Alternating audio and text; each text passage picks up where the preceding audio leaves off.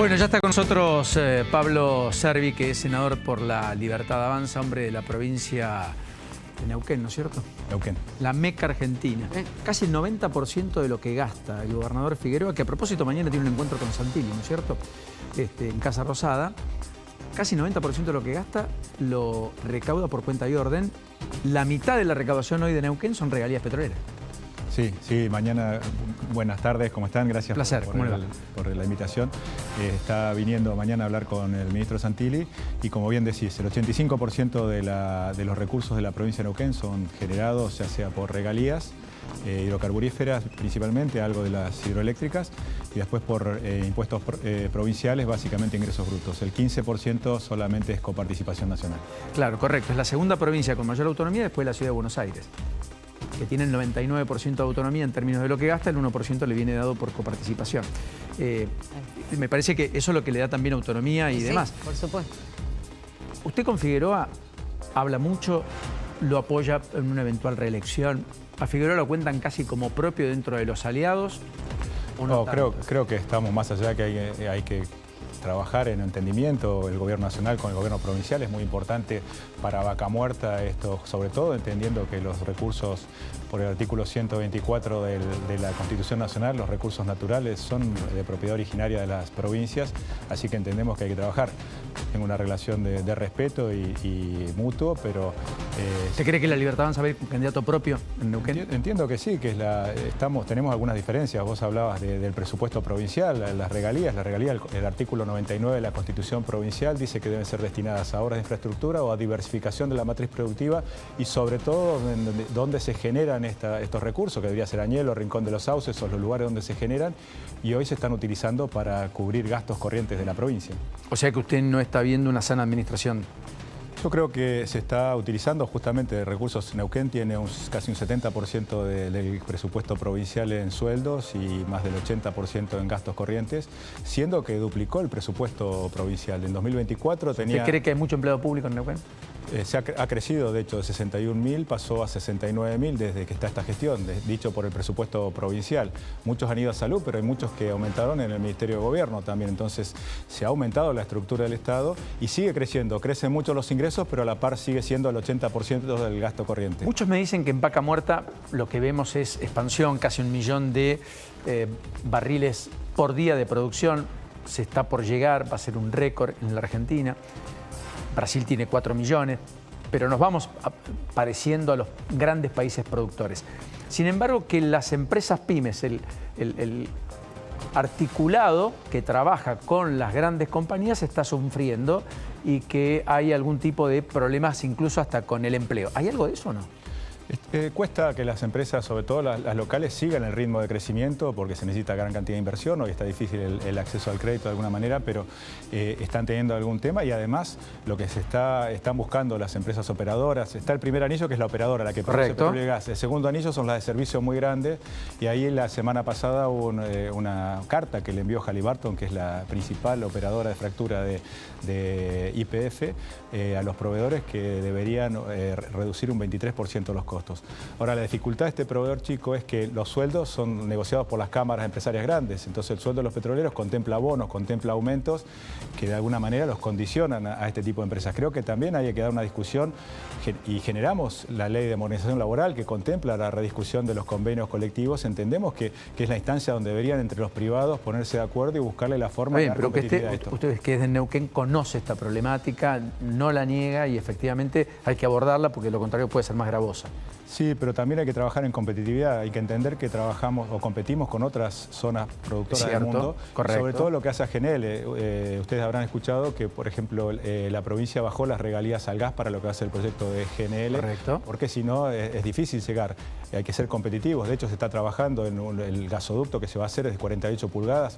Los que sean de 36 o baja el costo, genera mejor eficiencia. Se está trabajando más volumen, sí.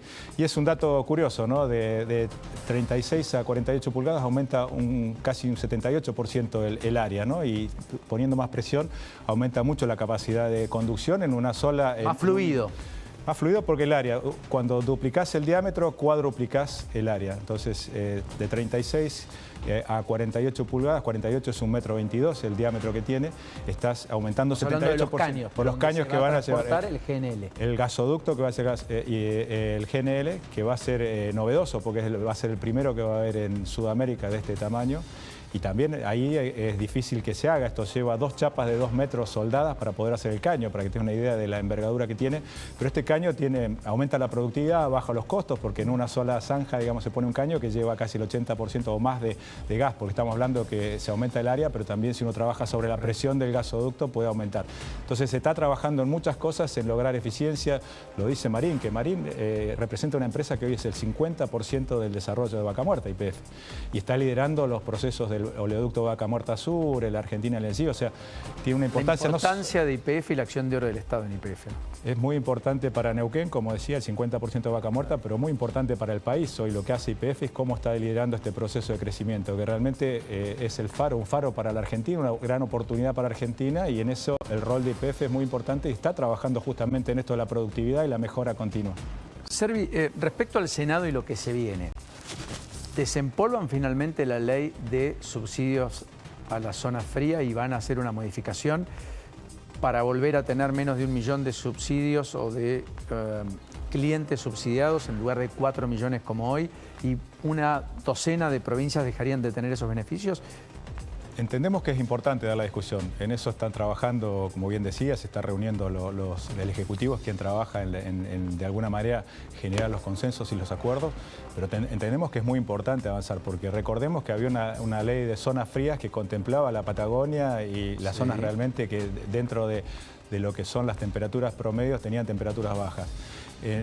Máximo Kirchner en algún momento genera una ley donde se extiende inclusive a las zonas templado-cálidas, que si uno lo pone o lo compara en el Rosario, plano, por ejemplo. Y un poco más al norte también, lo compara, está el equivalente a la África subsahariana, para que te des una idea, y esas zonas están siendo subsidiadas cuando el subsidio se lo está pagando el resto de la gente, porque hoy el resto de los consumidores que no están dentro de la zona fría están pagando un 7,5% más en la factura, y si esto, como es un fondo fiduciario que se retira el dinero y se paga, hoy tendría que estarle cobrando el 11% más al resto de los argentinos, al conurbano y al resto de los argentinos, para subsidiar esto. Entonces entendemos que hay dar una discusión en serio de cuáles son las zonas frías o las que tienen diferencias. Lo que me parece es que esa reforma, que fue mala, porque tuvo un sentido político más que técnico, si la invalidamos por completo, va a dejar que muchos sectores que tienen largos pedidos al respecto, costa bonaerense, sur de Córdoba, sur de Santa Fe, donde hubo nieve, donde hubo heladas el último invierno, por eso no se discutió, porque parecía una contradicción quitar subsidios a zonas que estaban bajo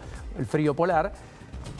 Me parece que estarían pagando de vuelta justos por pecadores, que la justa reivindicación de algunos quedaría mancillada por los beneficios de otros. ¿Se entiende? Sí, lo que pasa es que al estar por ley, para retrotraerlo a la zona original, habría que retrotraerlo por ley, y a partir de ahí después se faculta a la Secretaría de Energía, por ejemplo, de poder avanzar en ese sentido con la mirada fiscalista da la impresión que va a ser más complejo. ¿Cómo van a compensar la zona caliente?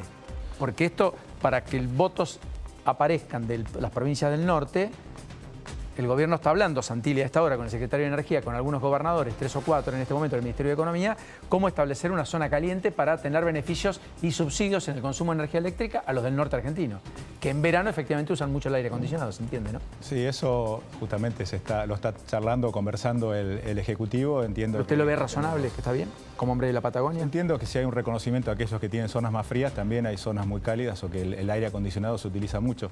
Yo creo que después hay que trabajar, y se viene trabajando una reforma del sistema eléctrico, una reforma de la política de subsidios en algún momento, y lo que hizo este gobierno es subsidiar la demanda, no la oferta, como teníamos, que en muchos casos aquellos que tenían la posibilidad de pagar estaban subsidiados, y de hecho nosotros lo vivimos, que producimos gran parte de la energía del país, y Neuquén, por ejemplo, tiene la energía eléctrica más cara del país. Entonces también esta cuestión de que en ciertos lugares del país se pagaba mucho menos o estaba más subsidiada que en otros, creo que también son las cuestiones de las asimetrías que hay que corregir, y si de alguna manera en ciertas zonas se produce, porque el norte también tiene represas hidroeléctricas donde se produce con mucho menor costo la hidroeléctrica que la generada por gas o por otro tipo de combustible. ¿Le falta sensibilidad al gobierno en algunos temas por fuera de la economía?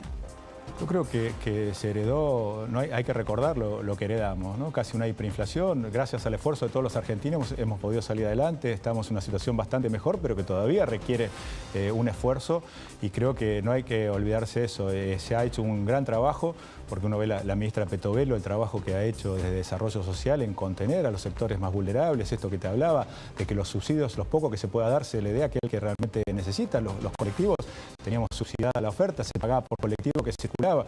Hoy se le da el subsidio por medio de la SUBE a aquel, directamente a aquel que no necesita. Creo que ha habido una alta sensibilidad, quizás, y como cuando uno hace es difícil llegar bien a todos, pero la realidad es que se ha hecho mucho y buscando justamente esto. ¿Eso es lo que cree usted lo va a llevar, como dijo Raviera, el presidente ser reelecto en primera vuelta? Yo creo que sí.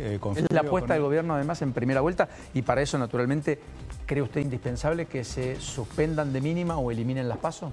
Yo creo que no con un fin electoral solamente. Yo vengo del sector privado, vengo de otra actividad y veo que es un gasto, entiendo que innecesario para hacer una interna cara para los partidos, ¿no? Estamos hablando en el 2023, fue el equivalente a 200 millones de dólares, se gastó las PASO. Bueno, con boleta única ya hay una reducción importante de gasto respecto al sistema electoral que aplicamos por caso cuando el presidente fue electo presidente. Sí, pero también fíjate la participación, como ha ido cayendo. También hay ciertos distritos que votan hasta 6 veces. Bueno, tal vez habría que aumentar la penalidad si es que lo mantenemos obligatorio o convertirlo en optativo como tiene Chile, que ahora está volviendo al obligatorio porque la gente se desentendía y había un bajo proceso de legitimación. Sí, pero más allá de lo obligatorio, entiendo también la gente el hartazgo porque terminás forzando situaciones que son complejas. De alguna manera, si no interpretamos lo que nos está diciendo la sociedad por la baja participación, por también el resultado que hubo en la última elección, también elegir a alguien que era outsider, que no venía de la vieja política, entiendo que es también una reacción de la sociedad y que hoy nos está planteando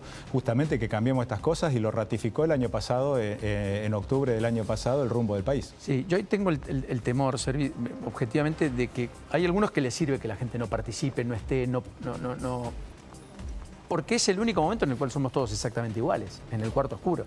Después somos todos lo desigual que la vida nos enrostra, cuando vamos camino al cuarto oscuro y cuando salimos. Pero en ese momento, el erudito versus el analfabeto, el millonario versus el pobre de pobreza extrema, tienen un voto cada uno.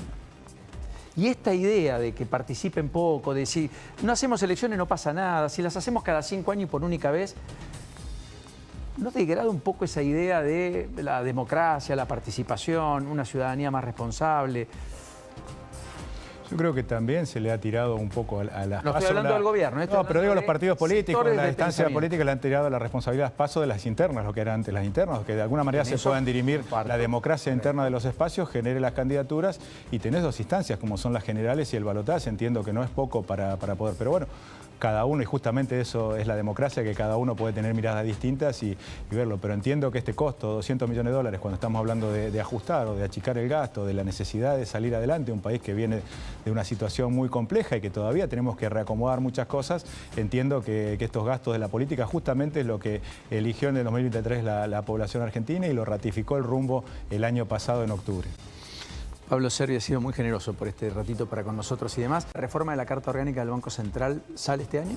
Yo creo que sí, y es muy importante porque justamente esto de que la política aumenta el sobrecosto que genera la política, o la inflación, que básicamente castiga a los más pobres, a los que menos tienen, al jubilado, como bien decías, entendemos que no debe ser la forma de financiar al Estado, debe ser el equilibrio fiscal. Creo que se ha ratificado, como te decía, tanto en el rumbo que viene, y hoy también vemos como muchos referentes políticos que tenían otra postura están ratificando este rumbo. Entiendo que es importante no solamente ratificar que no sea la emisión la forma de financiar al Estado, sino que tampoco sea tan fácil remover a las autoridades del Banco Central para que justamente la política monetaria sea constante en el tiempo. ¿Y podría haber modificaciones del proyecto original y que haya un directorio compuesto por personas que provengan del interior, como piden algunos gobernadores, que quizás no haya tanta dureza para remover a los integrantes de ese directorio, o en su defecto, si mantienen esa dureza, que sea tan estricto también el mecanismo de nombramiento y que se reúnan esos consensos que se piden para desplazar a un presidente del Banco Central, para nombrarlo como presidente del Banco Central?